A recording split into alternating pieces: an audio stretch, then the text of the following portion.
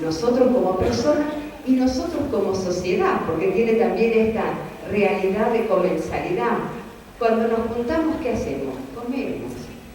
Comer tiene también esta posibilidad de celebración, de encontrarnos, de juntarnos a encontrarnos como familia, como amigos, como lo que sea. O sea, hay toda una dimensión de la alimentación que lamentablemente la estamos perdiendo. Es más, hay quienes enseñan que el alimento sea tu medicina, ¿no? Incluso los pueblos orientales y muchas disciplinas de alimentaciones naturales y demás hablan de que el alimento sea nuestra medicina. Y nosotros vemos con este trabajo de Soledad que el alimento hoy no es nuestra medicina. Mucho más probable se está convirtiendo en nuestra enfermedad.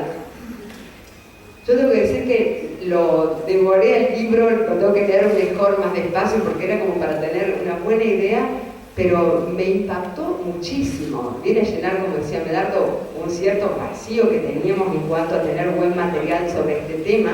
Como les conté, me tocó escribir sobre esto y no encontraba, se lo dije también a Soledad, de dónde tener buenas aplicaciones. Pero hay una cosa que quiero relevar del libro, que está muy bien escrito, pero está muy bien escrito sobre todo porque trata muy bien los temas, con mucho rigor de una buena periodista, con mucha investigación, con datos prolijos, pero está escrito de una manera tan impactante porque ustedes van a ver cuando lo lean que está lleno de personajes.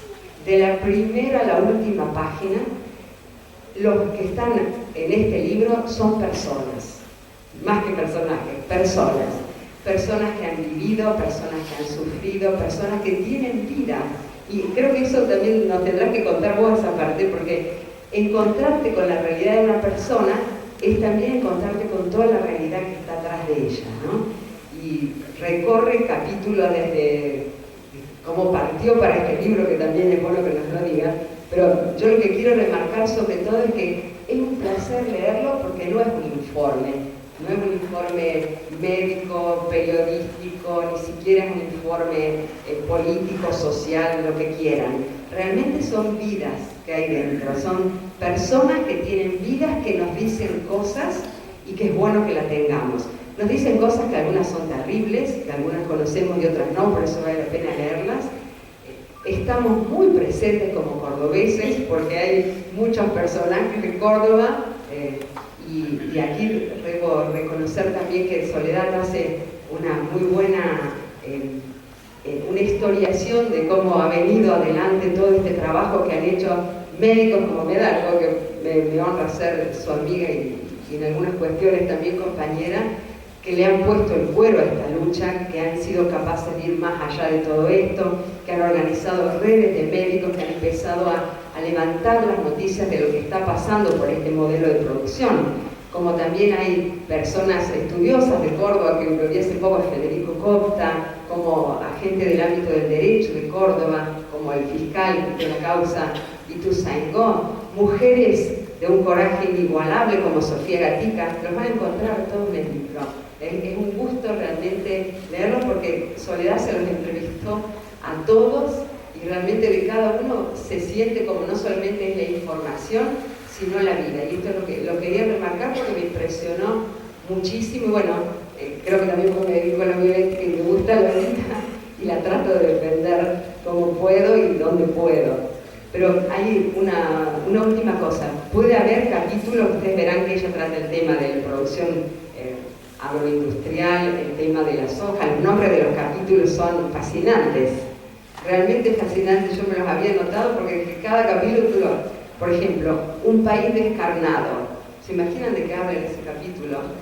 Del tema de la carne, y de la carne que queremos tanto los argentinos y cómo le estamos comiendo, y la carne acolchonada, es que le dicen, acolchonada, que nos hacen comer de los feedlot, o comida que mata, en otro capítulo.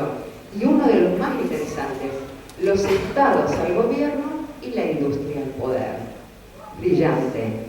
Y lo de la industria al poder en el ámbito de la alimentación es tan fuerte como lo bueno para vender para la industria se ha transformado en lo bueno para comer. Yo le pregunto a mis estudiantes de dónde sacan lo que comen y lo sacan de la publicidad. O sea, ya no te enseñan las madres a comer, Ya no te encontrás con una familia que te pueda decir qué es comer bien. La industria te lo pinta, te lo vende, light, diet, súper adictivo, adictivo, todo lo que quieras, pero bueno para vender, bueno para comer, trágico.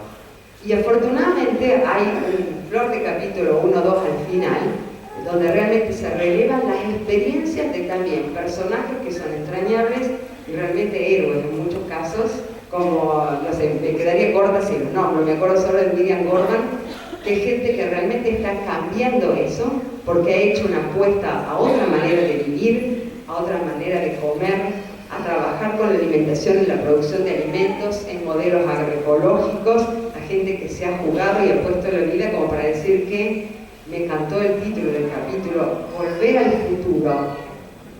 Volver al futuro es genial porque la apuesta por una alimentación agroecológica no es volver al pasado, es apostar al futuro.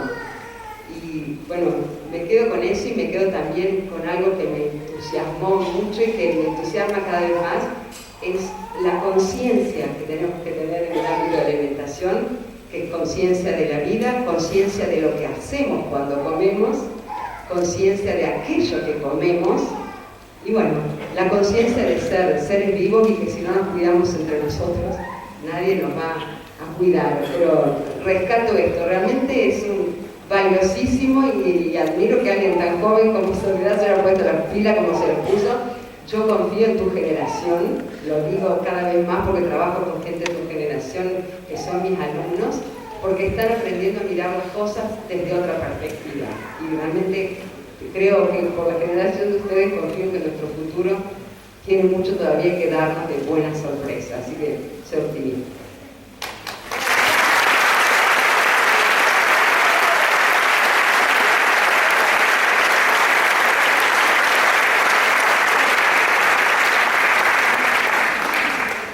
Bueno, antes de darle paso a la autora, a Soledad Barruti, sí que prendan la luz porque no vemos las caras.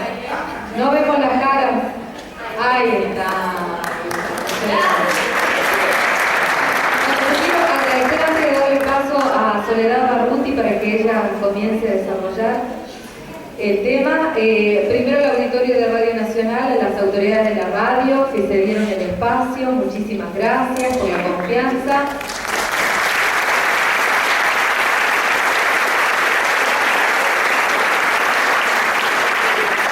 Y organizaron la presentación de este libro, Editorial Planeta, El Espejo Libros y Casa, Córdoba, Asamblea Socioambiental. También convocaron para Desfumigar Córdoba, Madres de Barrio Ituzaingó Anexo, Asamblea Malvinas Lucha por la Vida, la Red Universitaria de Ambiente y Salud de la Universidad Nacional de Córdoba y el Centro de Bioética de la Universidad Católica de Córdoba. Con ustedes, Soledad Barruti.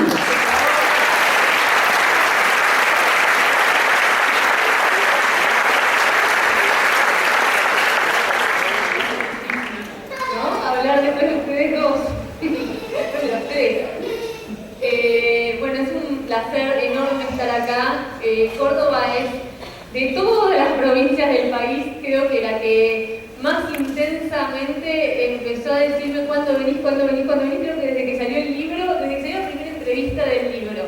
Hay una efervescencia acá que realmente no se respira mucho y es absolutamente gratificante, ¿no? Creo que tiene que ver con el trabajo que vienen realizando ustedes de concientización y de difusión primero de un problema que era de un sector de la población que nosotros tenemos todos la terrible tendencia a vivir bastante egoístamente, ¿no? A pensar que si el problema no nos afecta, no es un problema. Y ustedes pudieron explicar, yo en la investigación la verdad que seguí mucho las explicaciones de Medardo, que es muy didáctico para explicar cómo realmente hay algo que tenemos un ADN y si el ADN se derriba y ahí empieza a producirse la enfermedad. Y me parece que es un momento en el que todos, cada uno desde su lugar, estamos invitados a dar lo mejor de nosotros mismos para poder explicar y para poder tratar de entender cómo se construyó el mundo que nos rodea y de qué manera este mundo no estaría funcionando y hay que generar una alternativa distinta, o hay que darle la posibilidad a todas las alternativas que han ido surgiendo y que están y que vienen con trabajos desde hace muchísimos años, incluso de 10.000 años, ¿no? La agricultura tradicional tiene más años que lo que nosotros podemos contar. Y para eso tenemos que ser todos muy creativos y me parece que lo han logrado. El libro que yo escribí surgió un poco de ese egoísmo personal mezclado con una necesidad de entender el mundo. Es un libro que sale de un amor muy grande por la comida, por los alimentos.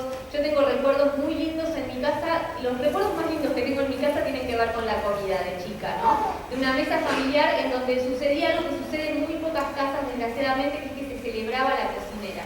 Mi abuela presentaba una comida todos los fines de semana, mi abuelo se la sigue preparando todos los días, y parecía como si hubiera sido la primera vez, porque siempre había a su alrededor una celebración y había como un disfrute, porque bueno, cocinaba muy bien, obviamente capaz que si hubiera cocinado horrible nadie lo hubiera pasado, pero ella cocinaba muy bien y siempre trataba de dar en esa comida un poco lo que nos gustaba a todos, de consentirnos, de juntarnos. Y las mesas siempre terminaban tornadas en esto que tiene que ver con los alimentos y con la salud, porque además de mi abuela tengo un montón de médicos en la familia y entonces esa idea de que los alimentos te podían hacer muy bien o te podían hacer muy mal siempre estuvo presente. Y de cómo comer realmente es algo a lo que le tenemos que dedicar tiempo, le tenemos que dedicar energía. La comida no puede pasar a ser el lugar en el que la dejaron, que es algo que tenemos que sacarnos de encima rápido. O es algo a lo que nos entretiene, porque la comida como entretenimiento también tiene un universo enorme abierto, o es algo que rápidamente hay que solucionar y que hay que hacer de eso lo más rápido posible. Y esa transformación en mi generación fue muy radical, pero en las generaciones que vienen es terrible. O sea, las generaciones que vienen, yo tengo un hijo de 11 años que realmente no recibe ningún mensaje por año en ninguno de los canales habituales por los que recibe información un niño hoy, que son millones, que tengan que ver con alimentación, con cómo comer. En algunos colegios no sé, hay talleres de cocina, pero la verdad es que son los menos. Entonces ya comer pasó a ser algo que como que no importa, ¿no? Que está ahí.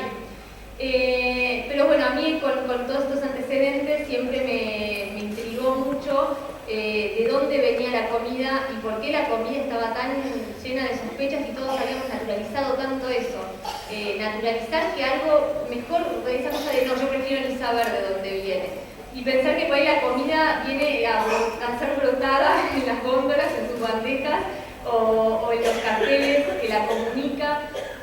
Y esa gran sospecha que cuando venía a mi mesa, como rápidamente le daría, pues bueno, listo, voy y como. Cuando tuve a mi hijo necesité ahondar un poco más, porque no es lo mismo comer uno que dar de comer. Cuando uno da de comer tiene otra responsabilidad. Entonces yo creo que este libro nació de una confluencia de cosas, ¿no? Nació de ese amor por la cocina y nació por una preocupación teñida de curiosidad. Y empezaba en la mesa, en este acto de cocinar. Estoy leyendo un libro ahora que es maravilloso, que habla de cómo cocinar para los griegos no era el que cocinaba, era el mismo que producía los alimentos. Y cocinar era lo mismo. Yo no lo sabía, o sea, cocinar era producir el alimento y preparar el plato. Hoy en día el que cocina no sabe de dónde viene lo que lleva a su mesa. Y entonces este libro me llevó por un viaje primero de muchos otros libros, y de muchos otros libros que pintaban este panorama que muchos de ustedes ya conocen, que tiene que ver con la construcción de un planeta alrededor de esta industria alimentaria que traza un mapa de qué comemos. Nosotros parecía que todo el tiempo estamos eligiendo qué comemos, porque la comida la verdad es que es algo que nos rodea como nunca antes en la historia de la humanidad, y sin embargo es algo que ya alguien eligió, y que alguien eligió no solamente hubo una elección sobre qué producto iba a llegar a la góndola, sino cuál iba a ser tu antojo, qué era lo que vos pensabas que te hacía bien comer. A mí uno de los datos que más me impactó es como cuando la población del mundo se duplicó, el consumo de carnes y derivados animales se quintuplicó. Este libro no es una invitación al vegetarianismo, ni mucho menos. Creo en un mundo omnívoro, pero sí creo que el mundo omnívoro no puede tener este grado de consumo que se tiene alrededor de distintos productos. Porque como la imagen del comensal, de nosotros como comensales desaforados, pidiendo permanentemente consumir alimentos, trae estos sistemas. Básicamente también hay algo que tiene que ver con eso. Nosotros hoy en día, ¿qué tenemos? Tenemos campos que producen alimentos para animales. No tenemos campos que producen alimentos para personas. En nuestro país es peor aún porque son campos que producen alimentos para animales que en otro país, como China, por ejemplo. O sea, tenemos como la complejidad al cubo. Pero es algo, son animales que a mí todo el tiempo me dicen, bueno, no se podría producir de otra manera, porque la población del mundo es muy grande y pide comida casi como si bramáramos todos, no somos como zombies.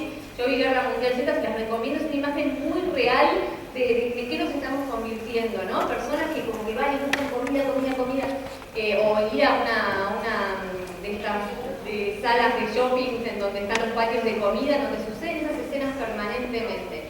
Esa conexión con la comida es la que propone y construye a la vez este tipo de universos.